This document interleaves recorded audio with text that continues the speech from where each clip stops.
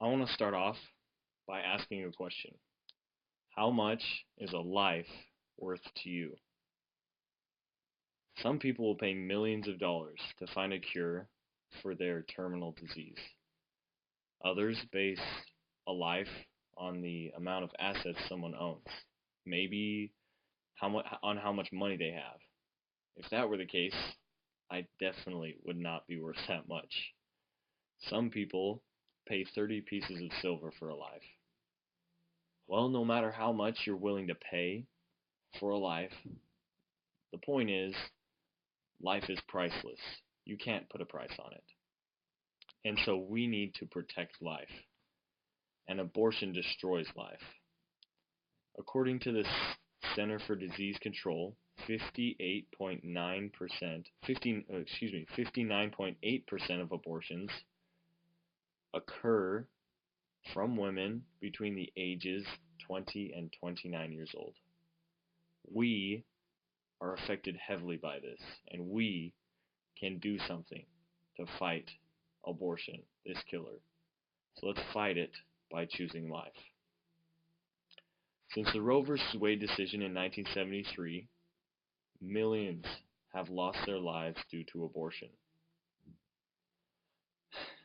Well, again, according to the Center for Disease Control, 887,000 abortions took place in 2016 in the United States alone. That's nearly 1 million people, 1 million abortions. That's a lot. Well, let's check out the number of military deaths in the American wars and compare their numbers. This is a graph.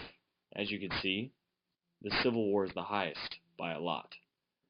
620,000 men died in the Civil War. But if you recall correctly, the Civil War was over a 4-year period. So every year, nearly 250,000 more people are dying because of abortion than all of the Civil War deaths. Abortion is a huge problem in the United States, but also in the world. Cancer is always among the leading causes of death. And the National Cancer Institute found that in 2012, there were 8.2 million cancer-related deaths. That's a lot. Well, the Guttmacher Institute, an organization formed to advance reproductive health rights globally, estimates that 56 million abortions occur each year around the globe. There are 7 times more people dying from abortion than cancer, and cancer is a leading cause of death in the world. This is a huge problem. Well, some people are concerned for the women. They think, oh, maybe this woman has a extenuating circumstance that should allow her to abort her child.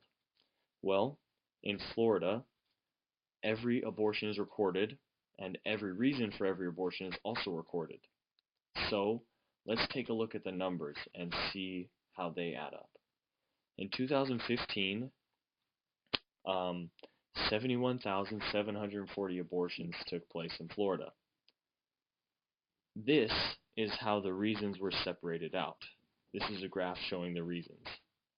I'll add these numbers up and tell you what they add up to. So 0.95% were due to rape or an incestuous relationship. 0.647% of pregnancies endangered the mother's life, her physical health, or her mental health. 0.666% of abortions were due to serious fetal abnormalities. 6.286% were due to social or economic reasons. Those add up to a grand total of 7.67%. And then all the rest were elective. What does that mean? Over 90% of abortions are all elective. These These cases, extenuating circumstances, are few and far between, so we don't need to worry about them. Some are concerned with overpopulation. Well, according to the Joint Research Center, the European Union's researchers, 95% of the world's population lives on 10% of the world's land. I just want you to think for a moment, what if your mom chose to abort you? Think of the joy and the life you would have missed out on. The war of abortion is still being waged today, and we have a responsibility to fight for those who can't fight for themselves, the unborn child, because their life is just as priceless as ours.